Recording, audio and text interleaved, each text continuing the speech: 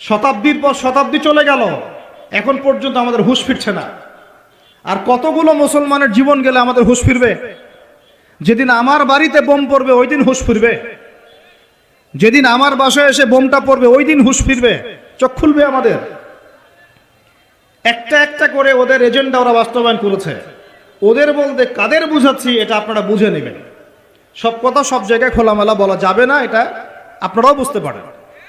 তবে একটা দিকে ইন্ডিকেট করছি আমি, সেটা হলো পশ্চিমা সভ্যতা। কোন সভ্যতা? এদের একটা এজেন্ডা, তারা পুরো বিশ্বটাকে শাসন করতে চায়, এটা ওদের এজেন্ডা। এই এজেন্ডাটাকে বাস্তবায়ন করার জন্য তারা প্রথমত মুসলমানদের মধ্যে বিভক্তি সৃষ্টি করেছে, তারপরে মুসলমানদেরকে 60-70টা রাষ্ট্রে বিভক্ত করে দিয়েছে, মুসলমানদের খেলাফত ব্যবস্থাকে ধ্বংস করে দিয়েছে, মুসলমানদের অর্থনীতির মধ্যে সুদ চালু করে দিয়েছে। এরপরে সংস্কৃতির অঙ্গনের মধ্যে শিরকের বিষ বাষ্প ঢুকিয়ে দিয়েছে।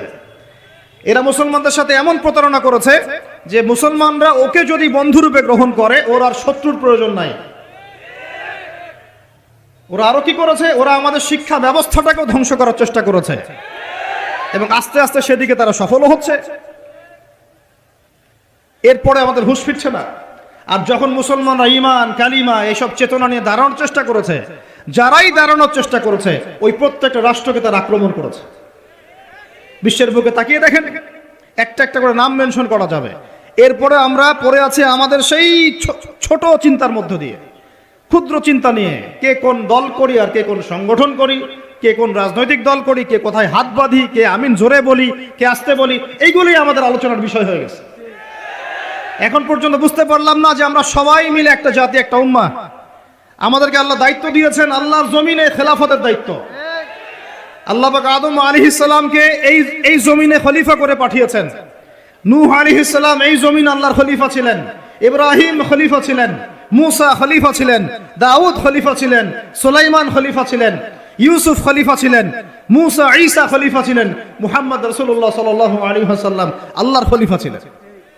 এরপরে আবু বকর সিদ্দিক, ওমর, ওসমান, আলী তারা আল্লাহর খেলাফতের দায়িত্ব পালন করেছেন।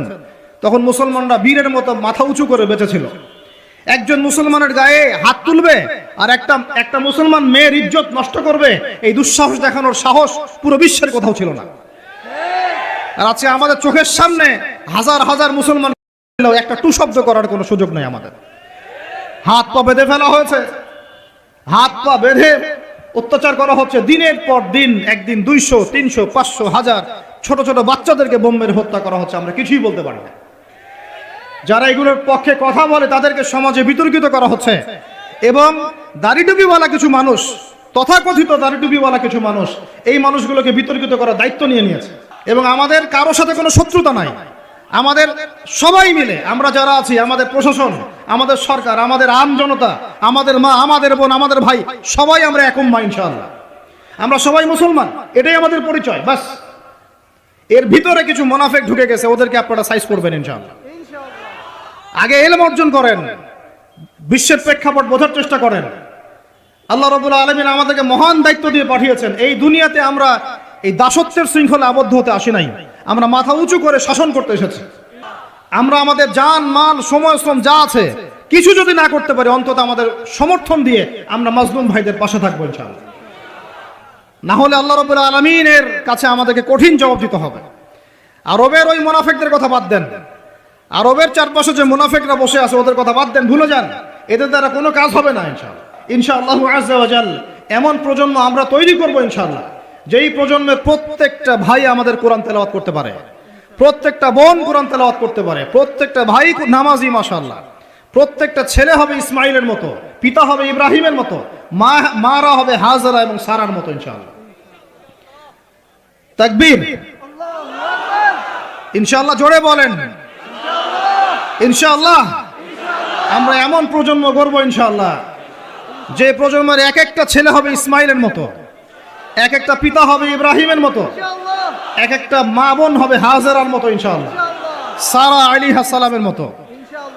আপনি 10টা বাচ্চা না নিয়ে একটা বাচ্চা নেন, ওই একটা বাচ্চাকে আপনি খালিদের মতো বড় করেন। একটা মেয়ে আপনি মানুষ করেন আয়েশা রাদিয়াল্লাহু আনহার মতো। একটা স্ত্রী নেন, আপনি একটা স্ত্রীকে আপনি খাদিজার মতো বানান ইনশাআল্লাহ। একটা প্রজন্ম আমাদেরকে গড়ে দেন।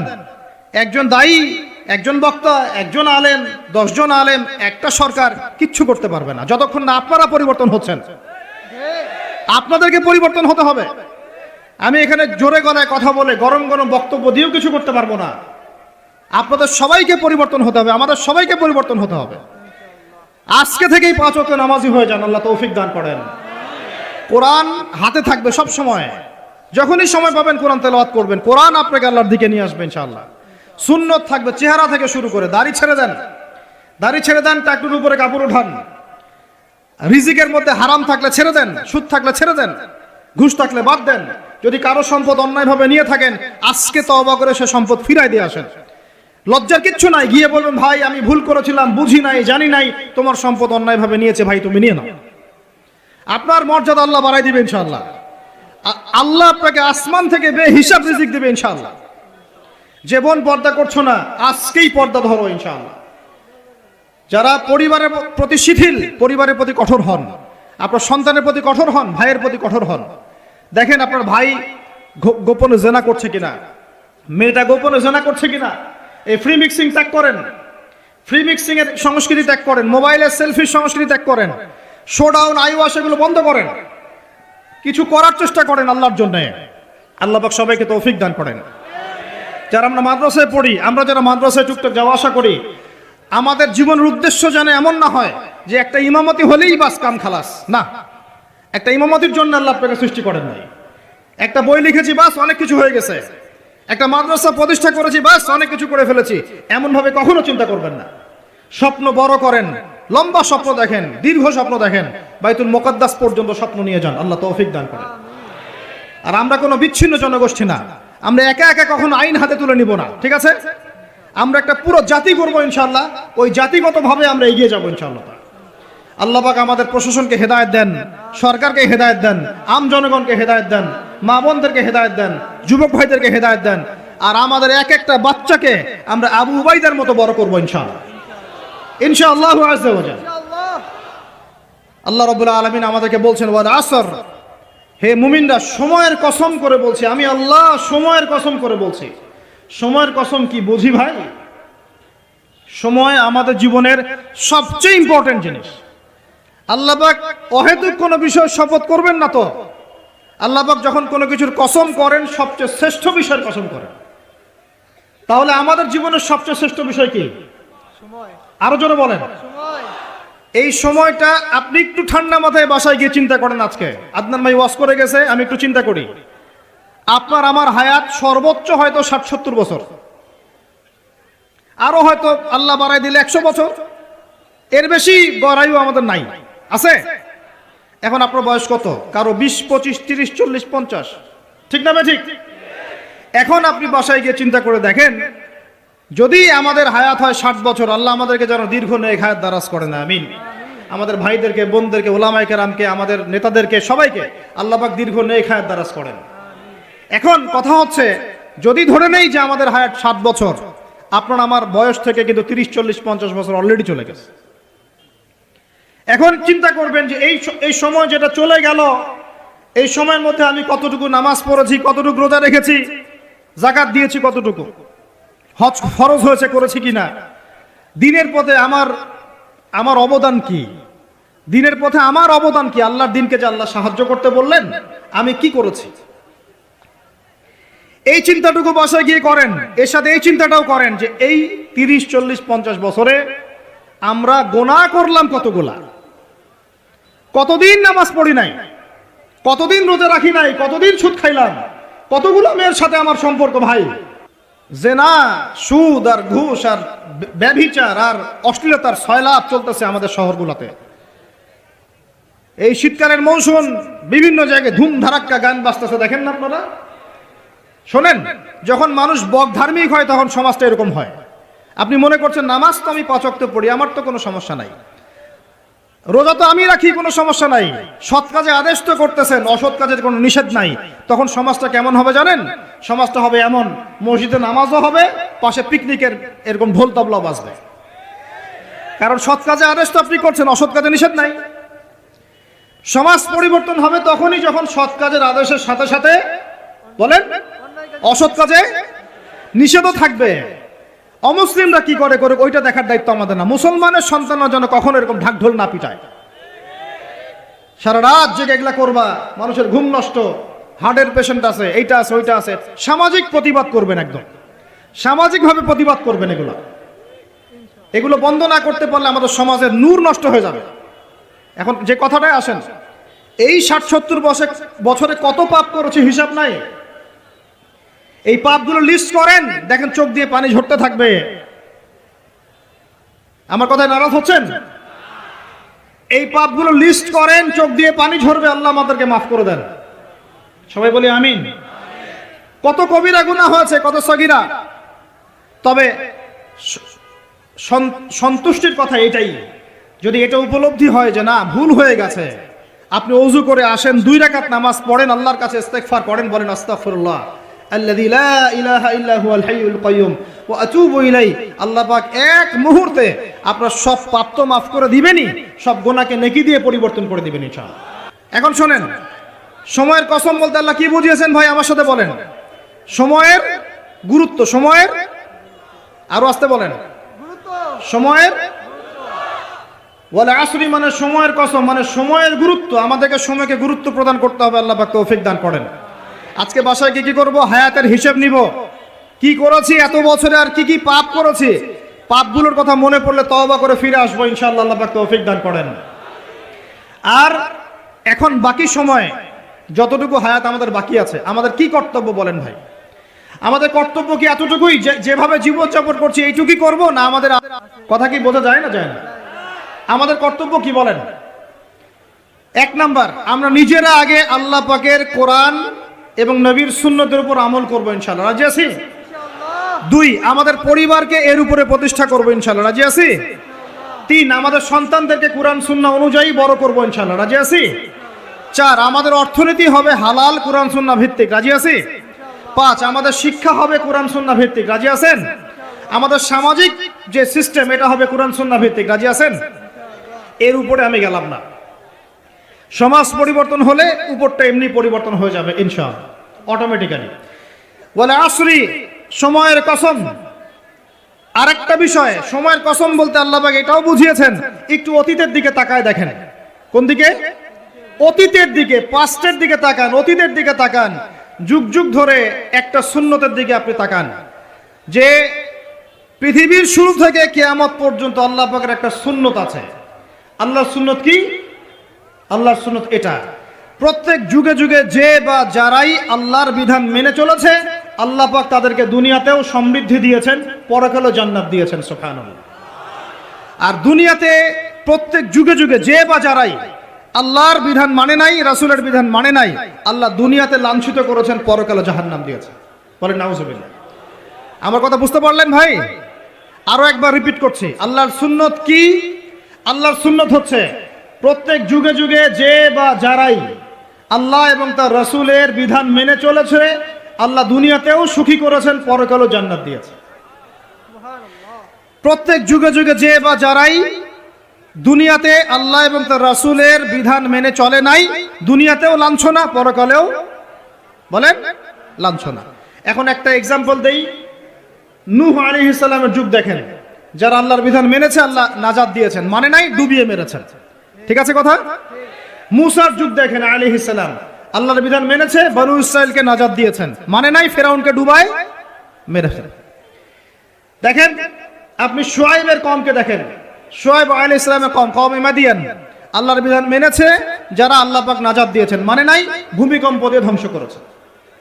কওমে লূত, কিছু মানুষ বিধান মেনেছে, আল্লাহ নাজাত দিয়েছেন, মানে নাই, আল্লাহ রাব্বুল আলামিন লূত আলাইহিস সালামের কওমকে একদম আসমানে উঠিয়ে পাথর নিক্ষেপ করে থেতলা করে আবার উল্টা দিকে দাফন করে দিয়েছেন। নাউজুবিল্লাহ। এদের পাপ ছিল, এটা সমকামী ছিল, সমকামী, যে সমকামিতা এখন ছড়িয়ে পড়ছে আপনাদের মধ্যে। নাউজুবিল্লাহ। আল্লাহ পাক আমাদেরকে হেফাজত করেন। একইভাবে নবী সাল্লাল্লাহু আলাইহি ওয়াসাল্লামের যুগ তাকান, এই যে আবু জেহেল, আবু লাহাব, উতবা, শাইবা, রাবিআ, এরা আল্লাহর বিধান মানে নাই, আল্লাহ ধ্বংস করেছেন। আবু বকর, ওমর, ওসমান, আলী রাদিয়াল্লাহু আনহু আজমাইন, তারা মেনেছেন, আল্লাহ দুনিয়াতে সমৃদ্ধি দিয়েছেন, পরকালে জান্নাত। বুঝাতে পারলাম কি ভাই? বলে আসরি মানে কি বুঝাতে পারলাম? আল্লাহ পাক এই সময়ের কসম করে বলছেন, হে মানুষ শোনো, ইন্নাল ইনসানা লাফি খুসর, সমস্ত মানুষই ক্ষতির মধ্যে আছে। বলেন আউযুবিল্লাহ। এখানে আল্লাহ পাক একদম আমভাবে সবাইকে বলছেন সবাই ক্ষতির মধ্যে আছে। মানুষের ক্ষতি কয় প্রকার? আমার সাথে বলেন, মানুষের ক্ষতি দুই প্রকার। কয় প্রকার?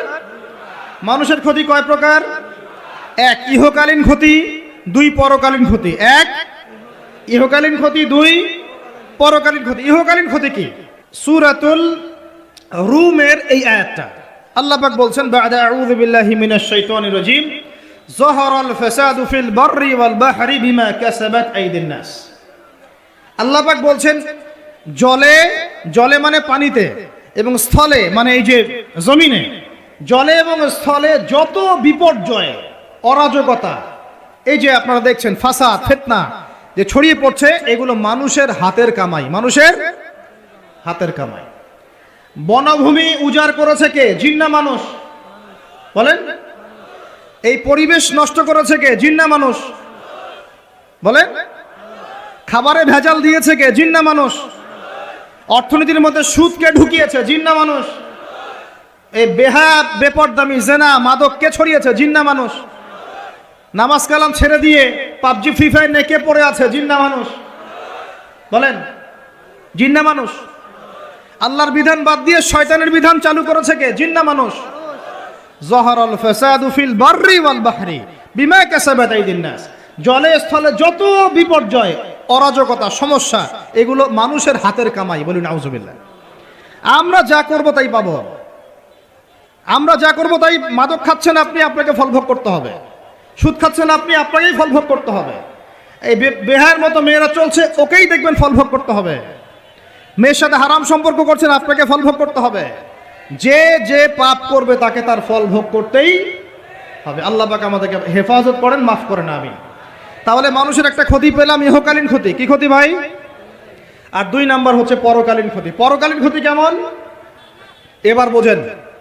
এই যে আমরা নিশ্চিন্তে ঘুমাই, সারা জীবন 30, 40, 50 বছর নিশ্চিন্তে কাটাচ্ছি, কোনো ফিকির নাই, নিজের পরিবারের, সমাজের, রাষ্ট্রের, উম্মার কোনো ফিকির নাই, অথচ এই মানুষের সামনে অপেক্ষা করছে মৃত্যু। জি, আজকে থেকে 100 বছর পরে আমাদের মধ্যে কেউ থাকবে না পৃথিবীতে, এটাই সত্য। তারপরে আছে কবরের সওয়াল জবাব, তারপরে মিজান, এই পুলসিরাত, পুনরুত্থান, জান্নাত, জাহান্নাম, এগুলো আমাদের সামনে অপেক্ষা করছে। আর সেই মানুষ নিশ্চিন্তে বসে বসে মেয়ের সাথে টাঙ্কি মারে। সেই মানুষ বাইক নিয়ে একটা মেয়েকে নিয়ে ঘুরছে। সেই মেয়ে একটা ছেলের সাথে চটপটি ফুচকা খায়। সেই লোক আল্লাহর বিধানকে সরাই দিয়ে শয়তানের বিধান চালু করা শুরু করলো। সেই ব্যক্তি সুদ খাচ্ছে। সেই ব্যক্তি ট্রান্সজেন্ডার এই মতামত প্রমোট করতেছে। হ্যাঁ, সেই ব্যক্তি শিক্ষার মধ্যে ইসলাম বিদ্বেষী বিষয় ঢুকাই দিল। অথচ এই মানুষের সামনে পরকাল অপেক্ষা করছে।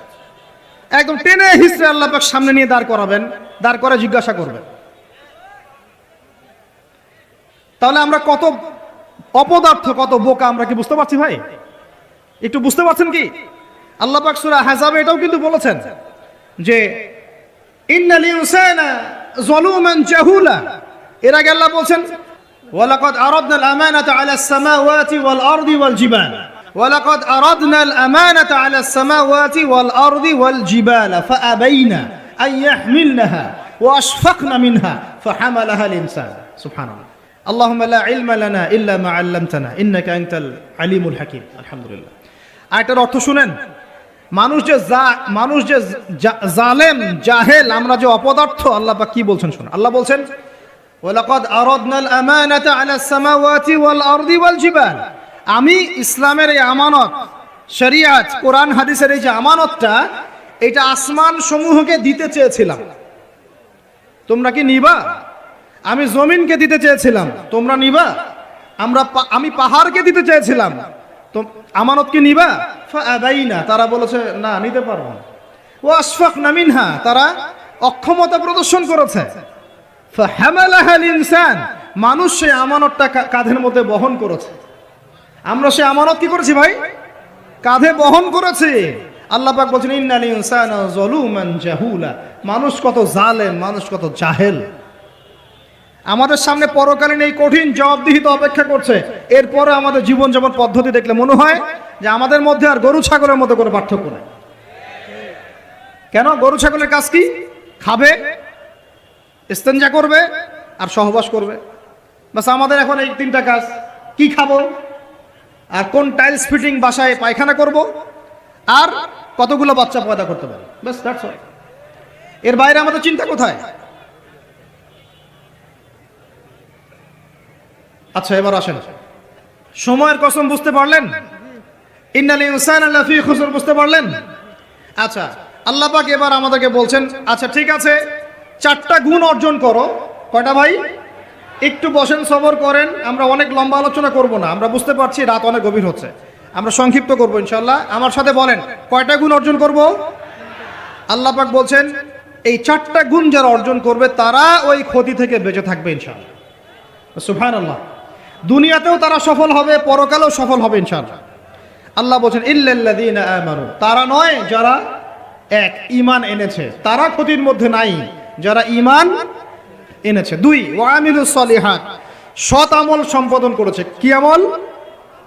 সৎ আমল। তারপরে ওয়া তাওয়াসাউ বিল হক, পরস্পরকে সত্যের উপদেশ দিয়েছে। কিসের উপদেশ? সত্যের। 4, ওয়া তাওয়াসাউ বিস সবর, এবং পরস্পরকে ধৈর্যের উপদেশ দিয়েছে। কয়টা বললাম বলেন তো ভাই? আমার সাথে বলেন। 1 নাম্বার কি? যারা, আপনারা কি হাসি তামাশা করতে আসছেন এখানে? এটা ক্লাসের মতো মনে করেন, এটা একটা ক্লাসের মতো মনে করেন। ট্রেডিশনাল ওয়াজ মাহফিল বাদ দেন, ওই সুর গল্প কেচ্চা কাহিনী বন্ধ করেন, কিছু শিখেন। 4টা গুণাবলী অর্জন করলে ক্ষতি থেকে বাঁচতে পারবো, অন্যথায় কোনো সুযোগ নাই। যত বড় ফকিহ হন, আলেম হন, মুহাদ্দিস হন, মুফাসসির হন, পলিটিক্যাল নেতা হন, কোনো লাভ নাই, কিচ্ছু হবে না পরকালে, একদম নাজাতের রাস্তা বন্ধ যদি 4টা গুণাবলী অর্জন না করতে পারি। কয়টা ভাই? 1 নাম্বার ইল্লাল্লাযীনা আমানু, যারা ঈমানদার হয়েছে। 1 নাম্বার কি? ঈমানদার হয়েছে, পাক্কা ঈমানদার হয়েছে। 2 নাম্বার ওয়া আমিলুস সলিহাত, সৎ আমল করেছে। কি আমল? ওয়া তাওয়াসাউ বিল হক, হকের দাওয়াত দিয়েছে। কিসের দাওয়াত? 4 নাম্বার ওয়া তাওয়াসাউ বিস সবর, ধৈর্যের দাওয়াত দিয়েছে, ধৈর্যের উপদেশ। কিসের উপদেশ? এটা কি শুধু একজন ব্যক্তির উপরে বর্তাবে, না সবার উপর দায়িত্ব? এই সূরায় কি শুধু আলেমদেরকে উদ্দেশ্য করা হচ্ছে? শুধু মুফাসসিরদেরকে, শুধু মুহাদ্দিসদেরকে, শুধু বক্তাদেরকে, নাকি সবাইকে? এই সবাই মিলে যখন এই 4টা গুণাবলী অর্জন করবেন, দেখবেন ইনশাআল্লাহ দুনিয়াতেও বিজয় আমাদের, পরকালে আমাদের ইনশাআল্লাহ। এবার একটু ব্যাখ্যা করি সংক্ষিপ্ত করে। ঈমান মানে কি? ঈমান অর্থ কি? বিশ্বাস। ঈমানের পিলার কয়টা? ঈমানের স্তম্ভ পিলার কয়টা? বলেন 6টা। কয়টা? আমার সাথে বলেন, কয়টা? 1 নাম্বার আল্লাহ বিশ্বাস। কোথায় বিশ্বাস? এক আল্লাহ বিশ্বাস, আল্লাহ ছাড়া কোনো মাবুদ নাই, এবং আল্লাহর তাওহীদে বিশ্বাস, শিরক থেকে দূরে থাকা। 2, আল্লাহ পাকের মালায়েকা ফেরেশতা মণ্ডলীতে বিশ্বাস। ফেরেশতায় বিশ্বাস করি তো ইনশাআল্লাহ? এই জায়গাটাতে ফেরেশতারা আছেন, বিশ্বাস করেন? আমাদের 2 কাঁধে ফেরেশতা আছেন, বিশ্বাস করেন? আপনি যখন আয়াতুল কুরসি পড়ে ঘুমান, তখন একজন ফেরেশতা আপনাকে পাহারা দেন, বিশ্বাস করেন? সুবহানাল্লাহ, সুবহানাল্লাহ। এরকম অগণিত অসংখ্য ফেরেশতা আছে আল্লাহ পাকের। কতগুলা? এই আরশে আজিম, এই আমরা বলি আরশে আজিম, একটা জায়গা আছে 7ম আসমানের উপরে, তার নাম হলো বাইতুল মামুর। কি নাম? বাইতুল। ওটা হচ্ছে একটা ফেরেশতাদের তাওয়াফ করার জায়গা। আমরা যেমন কাবা ঘরে তাওয়াফ করি না? করি না? কারা কারা করেছেন হাত তোলেন। মাশাআল্লাহ, মাশাআল্লাহ। আল্লাহ পাক আরো বেশি করার তৌফিক দান করেন, আর যারা করে নাই তাদেরকেও তৌফিক দান করেন। আল্লাহ পাক সবাইকে হজ করার তৌফিক দান করেন। শোনেন, তবে একটা কথা বলে রাখি, ওই হজ উমরা সফরে গিয়ে, প্রসঙ্গ অন্যদিকে চলে যাচ্ছে ওই জন্য বলতে যাচ্ছি না লম্বা করে, হজ উমরা সফরে গিয়ে এই মোবাইল ফোনগুলো নিয়ে যাবেন না, এই বাটন ফোন নিয়ে যাবেন। এই মোবাইল ফোন হজ উমরা সফরে নষ্ট করে ফেলেছে। এই হজ উমরা সফরে আমরা দেখে আসলাম যে মোবাইল ফোনের কারণে মানুষ ইবাদতের যে নূর নষ্ট করে ফেলেছে। ওখানে গিয়ে সেলফি, শোডাউন, এইটা ওইটা, আল্লাহ মাফ করেন আমাদেরকে। আর সুবহানাল্লাহ, মানুষ এখন হারাম এলাকাতেও দেখি সিগারেট খায় বসে বসে। হ্যাঁ, হারামের বাইরে, মসজিদ নববীর বাইরে আমি তো দেখেছি এক মহিলাকেও সিগারেট খাইতে। কথা বুঝতে পারছেন? মানুষের সাইকোলজি এমন হয়ে গেছে এখন যে নববী হারাম, এগুলোর পাশে বসে মানুষ সিগারেট খাচ্ছে, স্মোক করতেছে। আপনারা যারা এই সফরে গিয়েছেন বা যাবেন ভবিষ্যতে, এই ফোন আর এই জিনিসগুলো আপনারা কখনো, খবরদার এগুলো কখনো করতে যাবেন না। সিগারেট তো এমনিতেই খাবেন না, বলছি মোবাইল ফোনও নিয়ে যাবেন না, এই স্মার্টফোনটা নিয়ে যাবেন না। যে ফোনটাতে বাটন কথা বলা যায় এতটুকু নিয়ে যাবেন। যদি নিয়ে যেতেই হয় এটাকে হোটেলে বা কোথাও রেখে আসবেন, ইবাদতের মধ্যে এটা নিয়ে যাবেন। যাই হোক, ওইদিকে যাচ্ছি না, ওইটা অন্য প্রসঙ্গ। যেটা বলতে চাচ্ছিলাম যে আল্লাহ পাকের অগণিত ফেরেশতা আছেন, এই ফেরেশতাদের তাওয়াফের জন্য আল্লাহ পাক একটা ঘর বানিয়েছেন, তার নাম বাইতুল মামুর। কি নাম? তো এই বাইতুল মামুরে যে ফেরেশতা একবার তাওয়াফ করে, কয়বার ভাই? সে আর কিয়ামত পর্যন্ত তাওয়াফের সুযোগ পাবে না। বলেন সুবহানাল্লাহি ওয়া বিহামদিহি সুবহানাল্লাহিল আযীম। তাহলে আপনি কি বুঝতে পারলেন আল্লাহর ফেরেশতার সংখ্যা কত? যে একবার তাওয়াফ করেছে সে কিয়ামত পর্যন্ত আর সুযোগ পাবে না। চিন্তা করা যায়। এখন ইমানের পিলার কয়টা বললাম ভাই? এক নাম্বার কিসে বিশ্বাস? আল্লাহ বিশ্বাস করি তো নাকি? তা আল্লাহ বিশ্বাস করলে যুবকরা এখন আত্মহত্যা করে কেন? বলেন, আল্লাহ বিশ্বাস যদি করেন তাহলে রেজাল্ট খারাপ হলে আত্মহত্যা করেন কেন? আল্লাহ আপনার তাকদির লিখেন নাই? আল্লাহ বিশ্বাস করলে আপনি চাকরি পাচ্ছেন না, হতাশ কেন? আল্লাহ যদি বিশ্বাস করবেনই তাহলে আপনি মেয়ের পিছনে জীবন নষ্ট করছেন কেন? আল্লাহতে যদি বিশ্বাস থাকেই তাহলে নামাজ নাই কেন? আল্লাহ যদি বিশ্বাস করেনি আলহামদুলিল্লাহ, তাহলে যাকাত দেন না কেন? তাহলে দ্বীনের জন্য কোনো ফিকির নাই কেন? দ্বীনি ইলম অর্জন কেন করেন না? কেন কোরআন তেলাওয়াত করা শেখেন না? কথাগুলো কি কষ্ট পাচ্ছেন? একটু পান। আমি দোয়া করি একটু যেন আপনি কষ্ট পান, এবং এই কষ্টটা যেন আপনাকে আল্লাহর দিকে নিয়ে আসে। এই কষ্টটাই যেন আপনাকে আল্লাহর দিকে নিয়ে আসে। আল্লাহ তৌফিক দান করেন, আমিন। সবসময় নরম নরম ওয়াজে কাজ হয় না, সবসময় নরম নরম কথা বলে কাজ হয় না। আমাদের কাছে আবু বকর রাদিয়াল্লাহু আনহুর সুন্নতও আছে, ওমর ইবনে খাত্তাবের সুন্নতও আছে। আল্লাহ পাক আমাদেরকে তৌফিক দান করেন, আমিন। তাহলে ভাই আল্লাহ বিশ্বাস করবো তো ইনশাআল্লাহ? তাহলে এক কথায় আল্লাহর কোনো হুকুম ছাড়া যাবে না। রাজি? আল্লাহ পাকের কোনো হুকুম আহকাম ছাড়বো না ইনশাআল্লাহ। রাজি আছেন? আল্লাহ তুমি কবুল করো, আমিন। দুই, আল্লাহ পাকের ফেরেশতা মণ্ডলীতে বিশ্বাস করি তো ইনশাআল্লাহ? ফেরেশতায় বিশ্বাস করলে গোপন পাপ কিভাবে করতে পারি? ফেরেশতায় বিশ্বাস করলে বাথরুমে পাপ করেন কিভাবে? ফোনের মধ্যে পাপ করেন কিভাবে? গোপনে মেয়ের সাথে পাপ করেন কিভাবে? গোপনে গোপনে পরকিয়া করেন কিভাবে?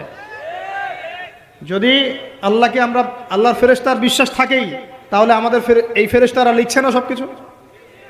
লিখছে না? আল্লাহ পাক আমাদেরকে বিশ্বাস করার মতো করার তৌফিক দান করেন। হাদিসে জিবরিল সহিহ মুসলিমে আছে এবং মিশকাতে আছে।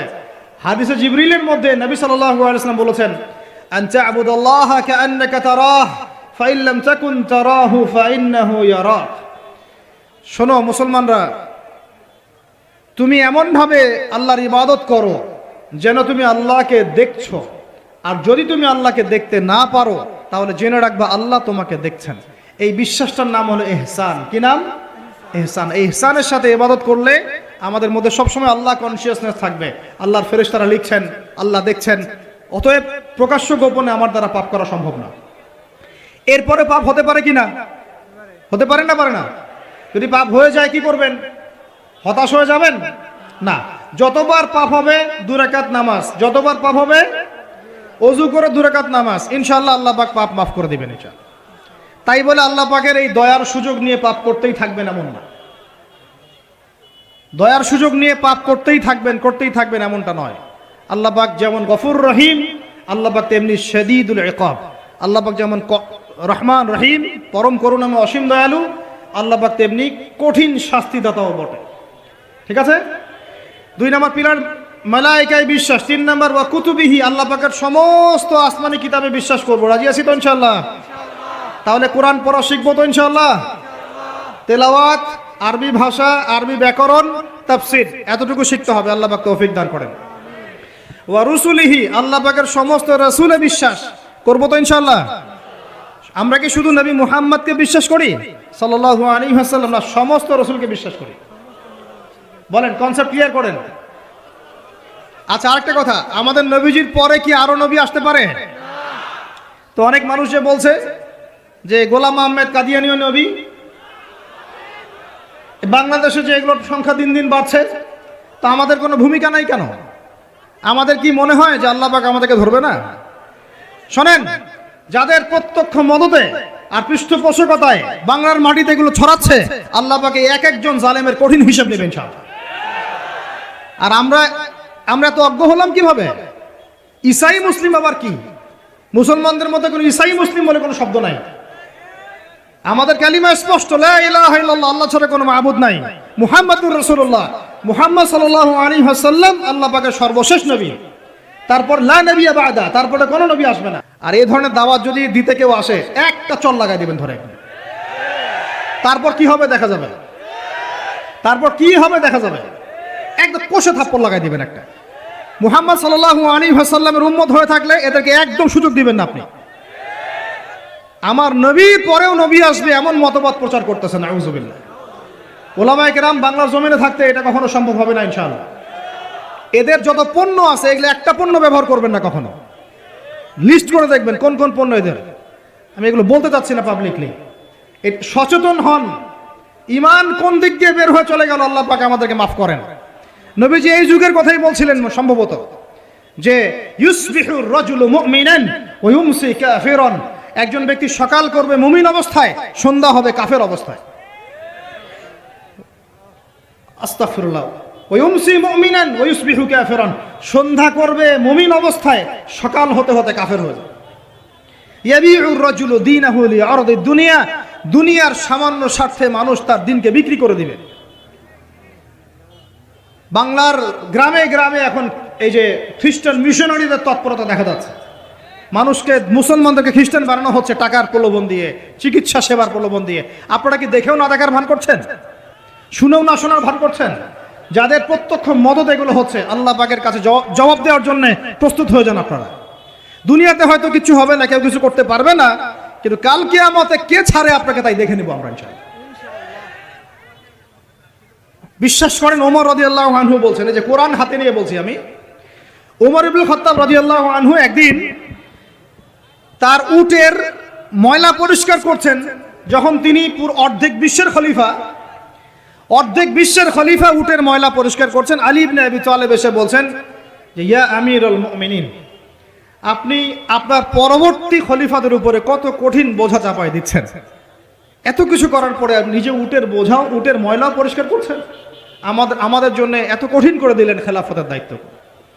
তখন ওমর ইবনে খাত্তাব বলছেন, এই কথাটা শোনেন, তিনি বলছেন যে যে আমাকে উচ্চ প্রশংসায় ভাসিও না, ইয়া আবুল হাসান।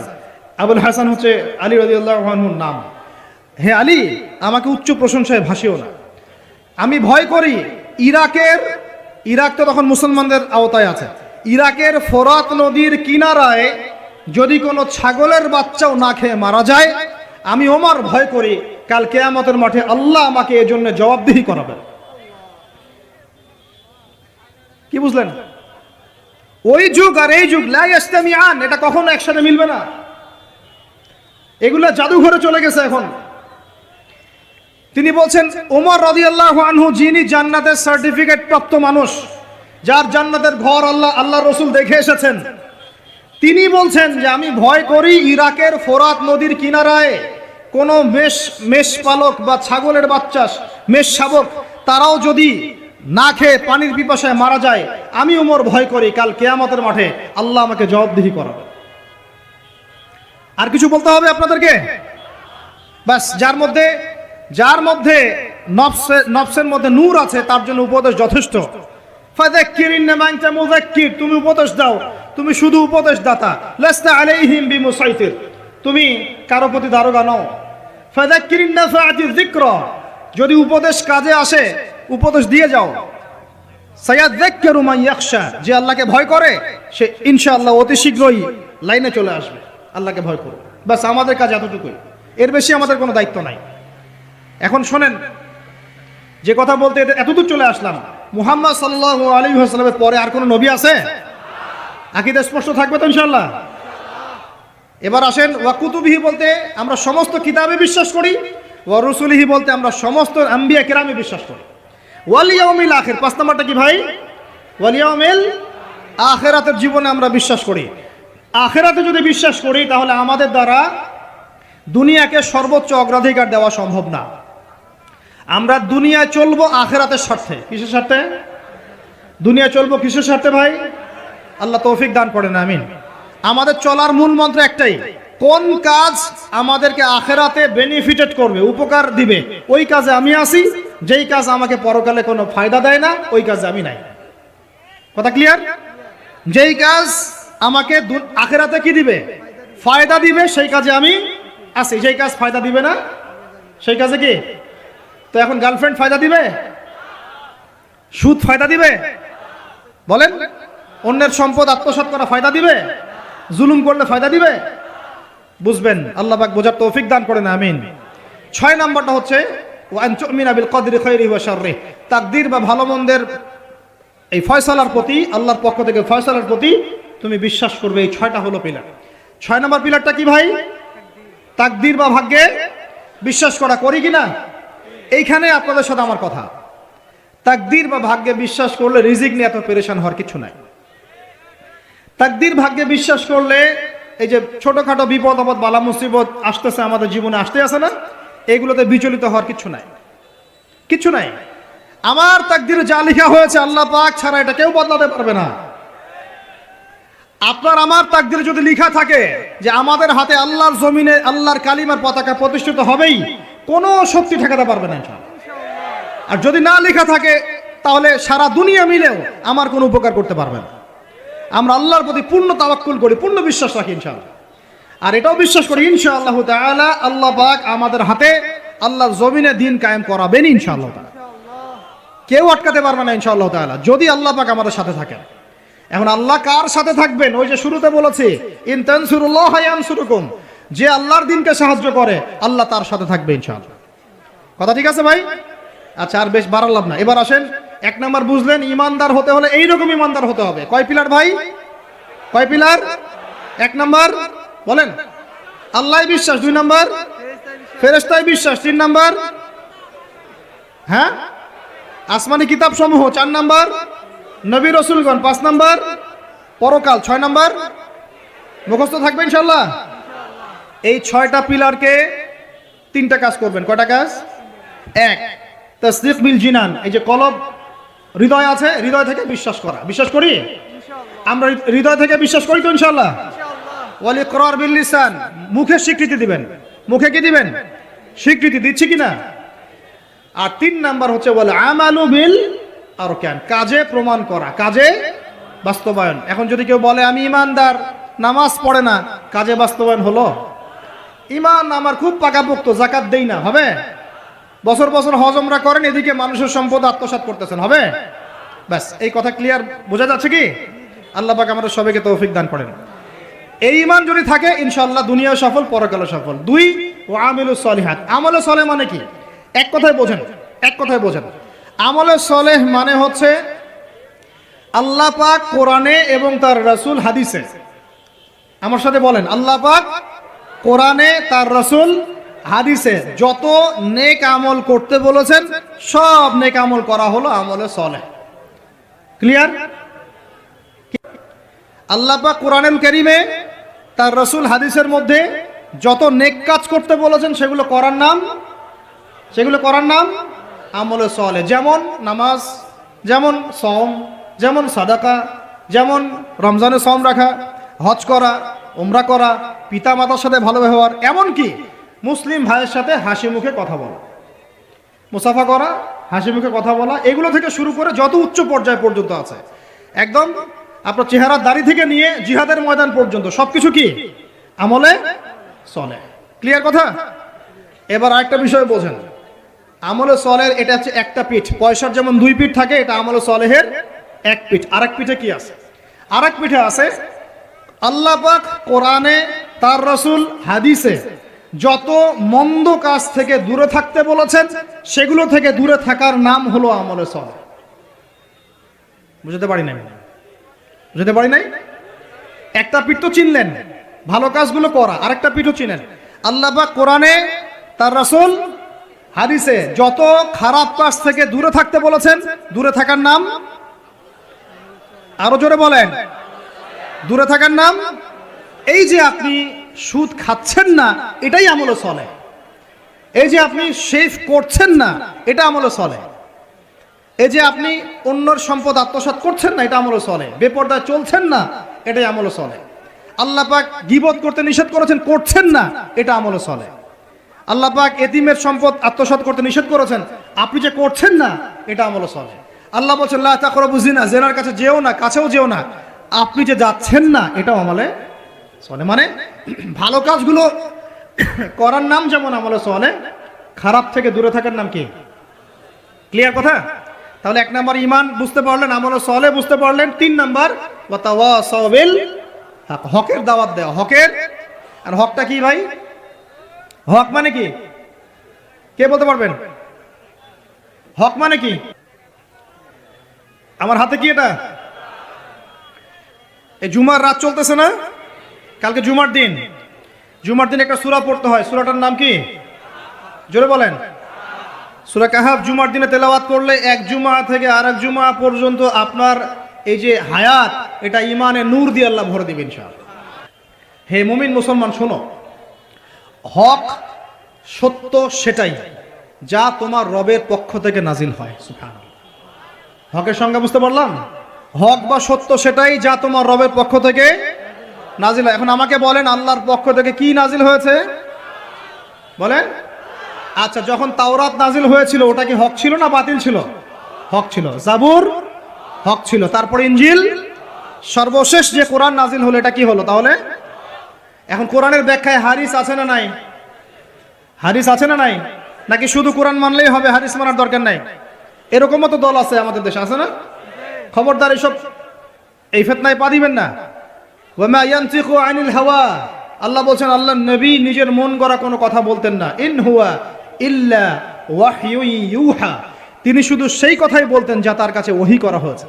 হাদিসের কথাগুলো এগুলো আল্লাহর পক্ষ থেকে আসা, নবী সাল্লাল্লাহু আলাইহি ওয়াসাল্লাম তার জবানে বলেছেন। সুবহানাল্লাহ। এখন এই কোরআন এবং হাদিস হলো হকের মানদণ্ড। তাহলে কোরআন হাদিসের সাথে যা মিলবে তা আমি নিব, যা মিলবে না তা নিব। আবার বলি, কোরআন হাদিসের সাথে যা মিলবে তা আমি নিব, যা মিলবে না তা আমি নিব না। বাস, যা মিলবে তাই নেবেন। যার কথাই কোরআন সুন্নাহর সাথে মিলবে আপনি নেবেন, মিলছে না নিবেন না। আমার কোনো কথা যদি দেখেন কোরআন সুন্নাহর সাথে মেলে নাই, ওটা দেওয়ালে ছুঁড়ে ফেলে দিবেন, কোনো দরকার নেই। হতেই পারে মানুষের সব কথাই যে একদম 100% পারফেক্ট হবে, নট নেসেসারি, ভুল হতে পারে। যদি দেখা যায় কোরআন সুন্নাহর সাথে মেলে নাই, ছুঁড়ে ফেলে দিবেন। যেটা মিলেছে অবশ্যই নিতে হবে। এখন হকের মানদণ্ড কি পেলাম বলেন? হকের মানদণ্ড কি? কোরআন এবং এই হকের দাওয়াত আল্লাহ পাক দিতে বলছেন। এই হকের দাওয়াত দেওয়ার দায়িত্ব কি শুধু একা আমার, একা এই যে আলেম ওলামায়ে কেরামের, নাকি আমাদের সবার? দাওয়াতের মেহনত আপনি করবেন অবশ্যই, কিন্তু ইখতিলাফি মাসআলা, ফিকহি মাসআলা, গভীর যে বিষয়গুলো, এগুলো নিয়ে আপনি কথা বলবেন না। যেমন নামাজের দাওয়াত আপনি দিতে পারেন, পারেন কি না? নিজে নামাজ পড়েন, একটা বন্ধুকে নামাজের দাওয়াত দিতে পারেন। নিজে রোজা রাখেন, মানুষকে রোজার দাওয়াত দেন। নিজে পর্দা করেন, আরেক বোনকে পর্দার দাওয়াত দেন। কিন্তু আপনি ফিকহি ইখতিলাফি মাসআলার পার্থক্য বুঝেন না, অনেক গভীর, এগুলো নিয়ে সমাজে ফাসাদ সৃষ্টি করতে যাবেন না। ফিকহি মাসআলার হাত বাঁধার, আমিনের, রফউল ইয়াদাইনের, জোরে আমিন, আস্তে আমিন, তারাবি, এইটা ওইটা, অনেক যে ব্যাপারগুলো আছে, এগুলো ফিকহি ইখতিলাফি মাসআলা, যেগুলোর গভীর জ্ঞান অর্জন না করা পর্যন্ত কেউ ইজতিহাদ করতে পারে না। এই জন্য ওলামায়ে কেরামের কাছে আমরা যাই, ওলামায়ে কেরাম যেটা ফতোয়া দেন সেটা আমরা গ্রহণ করি।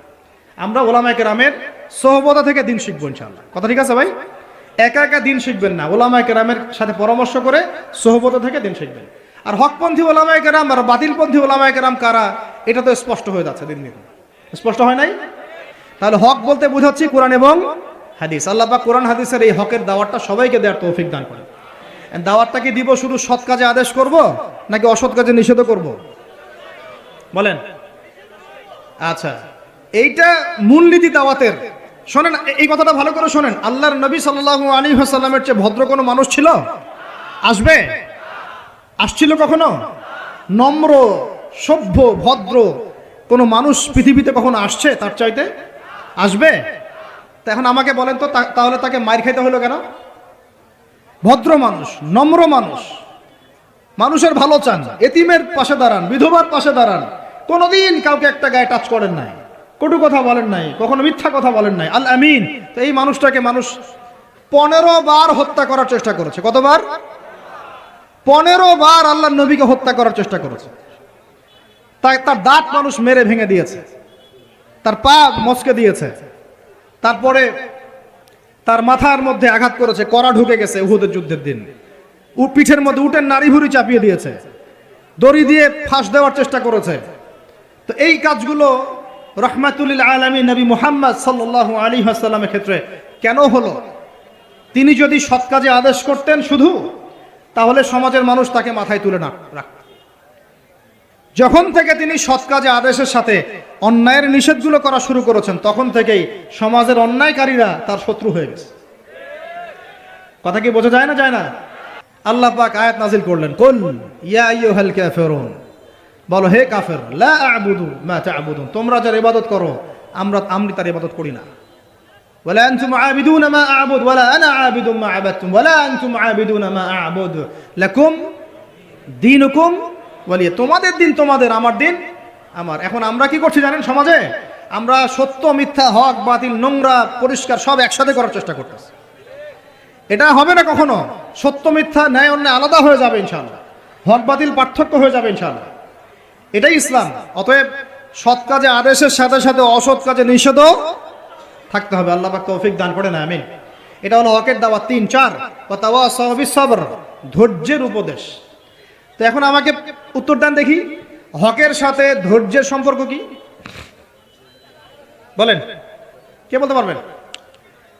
হকের দাওয়াতের সাথে ধৈর্যের কি সম্পর্ক? হ্যাঁ, মাশাআল্লাহ, ভেরি গুড। যখন হকের দাওয়াত দিবেন, সুরসুরি মার্কা দাওয়াত না, গোলালু মার্কা দাওয়াত না যে সব তরকারি দিয়ে চলে, এমন না। যখন সত্য মিথ্যা স্পষ্ট করবেন আপনি, তখন চতুর্দিক থেকে আপনার কাছে বাধা আসবে।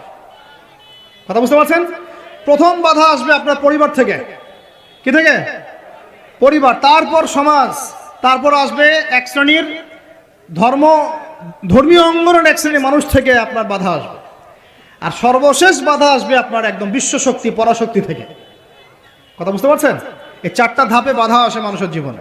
প্রথম বাধা আসে পরিবার থেকে, তারপর সমাজ, তারপর ধর্মনেতা, তারপর আস্তে আস্তে দেখবেন ওই বিশ্ব নেতা থেকে বাধা আসা শুরু করে। আল্লাহ নবীর ক্ষেত্রেও তাই হয়েছে, আর নবী ইব্রাহিমের ক্ষেত্রেও তাই হয়েছে আলাইহিম আসসালাম। প্রত্যেক নবীর জীবনেই তাই হয়েছে। যারা হকপন্থী তাদের প্রত্যেকের জীবনে তাই হবে, এটাই সুন্নাত। এর বাইরে যদি কিছু হয়, বুঝে নিতে হবে যে আমরা হকের উপর নাই। যদি দেখেন যে আপনি মাশাআল্লাহ ইসলামের খুব দাওয়াতি কাজ করছেন, কোনো বাধা বিপত্তি নাই, কোনো সমালোচনা নাই, কোনো নিন্দা, গীবত, তহমত, আগ্রাসন নাই, প্রতিবন্ধকতা নাই, বুঝবেন আপনার দাওয়াত একটা গোলালু মার্কা দাওয়াত। এই দাওয়াতে 1000 বছরও যদি আপনি দাওয়াতি কাজ করেন, আল্লাহর জমিনে দিন কায়েম হবে না, কোনোদিনও না। আল্লাহ পাক আমাদেরকে বোঝার তৌফিক দান করেন। তাহলে হকের সাথে সবরের সম্পর্ক কি? হকের দাওয়াত দিতে গেলে বাধা বিপত্তি, বালা মুসিবত আসবে, তখন আমাদেরকে কি করতে হবে? সবর করতে হবে, ধৈর্য ধরতে হবে। এবং এই সবরের উপর ইস্তেকামা থাকলে আল্লাহ পাকের পক্ষ থেকে সাহায্য নেমে আসবে ইনশাআল্লাহ। এখন আল্লাহ পাক কোরআনে আমাদেরকে বলছেন, এই 4টা গুণাবলী অর্জন না করলে তোমরা সবাই ক্ষতির মধ্যে আছো। আল্লাহ পাক আমাদের সবাইকে 4টা গুণাবলী অর্জন করার তৌফিক দান করেন। আল্লাহ পাক বললেন, সময়ের কসম, এই সময় মহাকালের কসম করে বলতেছি যে ইন্নাল ইনসানা লাফি খুসর, তোমরা সব মানুষ ক্ষতির মধ্যে আছো। তবে এই 4টা গুণাবলী যারা অর্জন করতে পেরেছে, এরা বাদ দিয়ে ইল্লাল্লাযীনা আমানু, যারা খাঁটি ইমানদার হয়েছে। কয় পিলার? 6 পিলার। ওয়া আমিলুস সলিহাত, বেশি বেশি সৎ আমল করেছে। সৎ আমলের কয়টা পিঠ? 2টা। একটা হলো ভালো কাজগুলো করা, মন্দ কাজগুলো ছাড়া। তারপর ওয়াতাওয়াসাউ বিল হক, পরস্পরকে হকের দাওয়াত দেয়া। দিব কিনা আমরা ইনশাআল্লাহ? এখানেও 2 সূরত। কয় সূরত? একটা সৎ কাজে আদেশ, একটা অসৎ কাজে নিষেধ। আরেকটা হলো ওয়াতাওয়াসাউ বিস সাবর, এবং ধৈর্য ধরবো। বাধা বিপত্তি আসবে, বাধা বিপত্তি, বালা মুসিবত আসবে। হকের পথে নামেন, আপনিও ফেস করবেন। এই সময় আমরা কি করব? হতাশ হয়ে যাব? হাত গুটে বসে থাকবো? সবর, ধৈর্য ধরবো। ধৈর্যের ব্যাখ্যা আবার এটা না, যে একদম হাত গুটে বসে থাকবো, দেখি কবে পরিবর্তন হয়, তারপরে মাঠে নামবো, এমন না। বরং পরিবেশ পরিস্থিতি পরিবর্তন করার চেষ্টা করার নাম ধৈর্য। কথা বুঝতে পারছেন ভাই? এই জাহেলিয়াত দূর করার যে মেহনত, এই মেহনতটা করার নাম হলো ধৈর্য।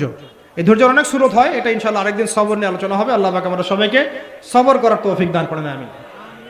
সবরের দৃষ্টান্ত রেখে গেছেন স্বয়ং নবী মুহাম্মদ সাল্লাল্লাহু আলাইহি ওয়াসাল্লাম। 23 বছর তিনি নববী, এই নবুয়তের জীবন, তার সিরাত গ্রন্থ পড়ে দেখেন, আর রাহিকুল মাখতুম পড়েন, রহমাতুল লিল আলামিন পড়েন, নবী মুস্তাফা পড়েন, তারপরে আপনার আরো অনেক কিতাব আছে, সিরাতে মুস্তাফা পড়েন, সিরাত বিশ্বকোষ পড়ে দেখেন, দেখবেন তার জীবনের প্রত্যেক পদে পদে সবর আর ধৈর্য, সবর আর ধৈর্য। আল্লাহ রাব্বুল আলামিন আমাদের সবাইকে এই 4টা গুণাবলী অর্জন করার তৌফিক এনায়েত করেন বলে আমিন। প্রিয় মুসলিম ভাইরা, আমরা শেষ অংশে চলে আসছি। আমরা সবাই এখন একটু দোয়া করি, আল্লাহ রাব্বুল আলামিন আমাদের সবাইকে যেন দ্বীনের জন্য কবুল করে না।